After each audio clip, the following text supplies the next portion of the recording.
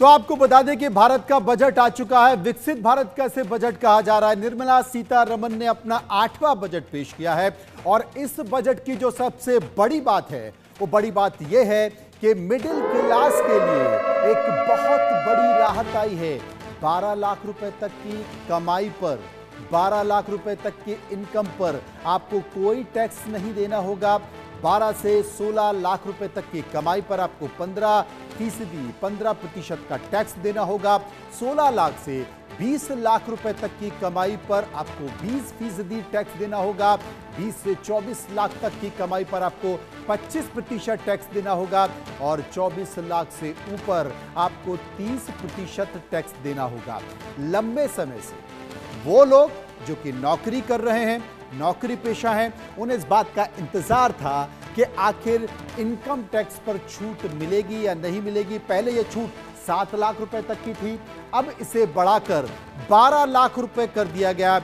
बड़ी राहत देने की यहां पर कोशिश की गई है, लेकिन कुछ लोग कंफ्यूज इस बात को लेकर हैं कि अगर 12 लाख तक की छूट है तो फिर ये 5% और 10% क्या है। अतुल जी मेरे साथ मौजूद होंगे। अतुल जी मेरे साथ बने हुए हैं, ये आपको विस्तार से समझाएंगे। देखिए मेरे सामने जो बजट में घोषणा की गई है टैक्स स्लैब की, मेरे सामने ये टैक्स स्लैब है। इस टैक्स स्लैब को आप गौर से देखिएगा। यहां पर 0 से लेकर 4 लाख है 0%, 4 से लेकर 8 लाख है 5%। अब यहीं पर कंफ्यूज है, 5% क्यों है?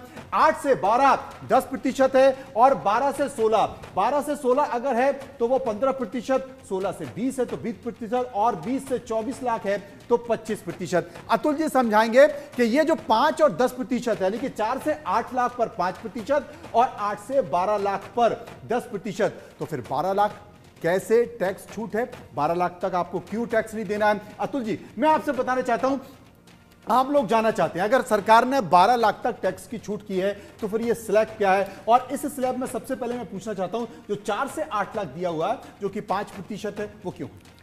देखिए मनोज जी, हमारा जो सोर्स ऑफ इनकम होता है, हमारे पास बहुत सारे सोर्स ऑफ इनकम होते हैं जी, जिसमें मेरी इनकम सैलरी से मेरी इनकम हो सकती है, मेरी बिजनेस से इनकम हो सकती है जी।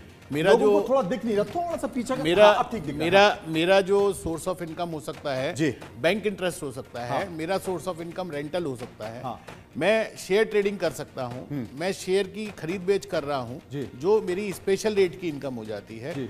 सिमिलरली अगर मैं मकान मैंने बेच दिया, प्रॉपर्टी बेची, तो उस पर भी मेरी स्पेशल रेट की इनकम हो जाती है। वहां पर लॉन्ग टर्म कैपिटल गेन और शॉर्ट टर्म कैपिटल गेन के लिए डिफरेंट रेट्स होते हैं।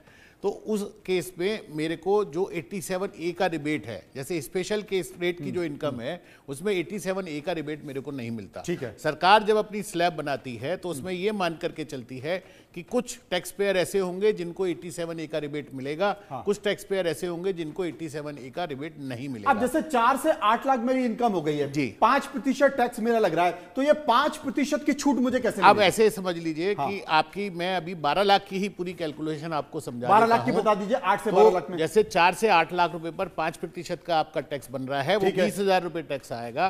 और 8 से 12 लाख रुपए पर 10% टैक्स जो है आपका 40,000 रुपए टैक्स आएगा। टोटल टैक्स मेरा 60,000 हो गया। अगर मेरी आय सिर्फ सैलरी से है या बिजनेस इनकम है तो मेरा टोटल टैक्स यहाँ पर 60,000 रुपए बना। मेरे को 87A में 75,000 रुपए तक की एग्जेम्पशन अलाउड है, मिल जाएगी। तो मेरा 60,000 टैक्स है तो वो मेरा पूरा का पूरा टैक्स वहाँ रिबेट में 87A में रिबेट मिल गई और रिबेट मिलने के बाद मेरी टैक्स लायबिलिटी 0 हो गई। तो मतलब मुझे 12 लाख तक कोई टैक्स नहीं देना। मुझे रिबेट मिल जाएगी या तो सीए के जरिए या मैं खुद उसे फाइल कर सकता हूं। आप खुद भी फाइल कर सकते हैं, उसमें किसी सीए की आवश्यकता नहीं है, किसी टैक्स कंसल्टेंट की आवश्यकता नहीं है। ये तो रिबेट ऑटोमेटिकली जब आप रिटर्न भरेंगे 87A का रिबेट रिटर्न में ऑटोमेटिकली आपको आ जाएगा। मतलब 1 लाख रुपए अगर मैं महीने कमा रहा हूं, 1 लाख रुपए अगर मैं महीने कमा रहा हूं और 12 लाख रुपए साल मेरी इनकम है तो मुझे सरकार को कोई टैक्स नहीं देना है, ये इसे समझ लीजिए। और जो 5% 3 से 7 लाख 5% लिखा हुआ है और 8 से 12 लाख जो 10% है, ये आपको छूट मिलने वाली है। आप स्पेशल डिडक्शन और 87A के तहत आपको छूट मिलेगी, उसमें 60,000 रुपए तक का आपको छूट मिल सकती है। 75,000 तक की छूट है तो 60,000 लायबिलिटी आपको नहीं देना है। अब मैं आपसे यह जानना चाहता हूं स्पेशल इनकम और नॉर्मल इनकम, ये दोनों बड़े फैक्टर हैं, जरा से भी समझाएं। देखिए, स्पेशल इनकम वो हो गई जो मेरी रूटीन की इनकम नहीं है, जो मेरी नौकरी से इनकम गौर से नहीं आ सुनिए, रही बहुत है, महत्वपूर्ण बात कर रहे हैं। हाँ, जो मेरे व्यापार से इनकम नहीं है। मान लीजिए मेरे पास सरप्लस फंड है, मैंने प्रॉपर्टी में इन्वेस्ट कर दिया, प्रॉपर्टी को बेचने के बाद मेरे को शॉर्ट टर्म कैपिटल गेन आया, जिस पर मेरा टैक्स रेट 20% का है, फिक्स टैक्स रेट 20% का है। या मान लीजिए मैंने कोई प्रॉपर्टी बेची जिसको मैंने 2 साल से ज़्यादा अपने पास रखा, उसको बेचने से जो मेरा कैपिटल गेन आया वो लॉन्ग टर्म कैपिटल गेन हो गया, जिस पर मेरा स्पेशल टैक्स रेट 12.5% का आता है।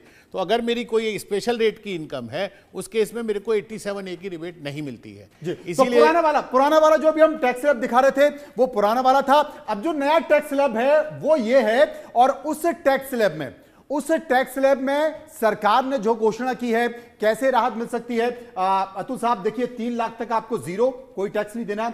3 से 7 लाख आपको 5% टैक्स देना है। 8 से 12 लाख आपको 10% टैक्स देना है। 12 से 16 लाख आपको 15%, 16 से 20 लाख 20%, और 20 से 24 लाख पर